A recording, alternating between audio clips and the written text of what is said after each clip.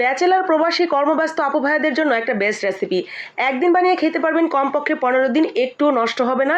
যে কোনো খাবারের পাশাপাশি অথবা রান্না করতে ভালো লাগছে না, অল্প একটু নিয়ে গরম ভাতের পাশে মন ভরে তৃপ্তি করে খেয়ে নিতে পারবেন।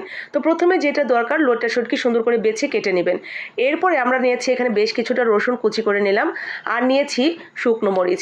শুকনো মরিচ একটু বেশি করেই দিবেন, কারণ এই রেসিপিটা একটু স্পাইসি খেতেই ভালো লাগে। তো সব কিছু সুন্দর করে ব্লেন্ড করে নিয়েছি। এখন এখানে আমি শুটকিগুলো ভেজে তার মধ্যে পানি দিয়ে দিলাম। একটু ভিজে গেলে আমরা হাত দিয়ে ভালো করে 4-5 বার ধুয়ে নিব। এরই মাঝে আমি তেলের মধ্যে বেশ কিছুটা পেঁয়াজ দিয়ে নরম হয়ে আসলে রসুন এবং মরিচটা দিয়ে দিয়েছি।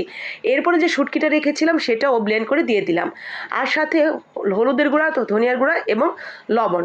এরপরে সুন্দর করে অল্প আঁচে 10 থেকে 15 মিনিট রান্না করে তেলটা যখন উপরে উঠে আসবে তখন একটু লেবু দিয়ে নামিয়ে এটা পরিবেশন করতে পারবেন।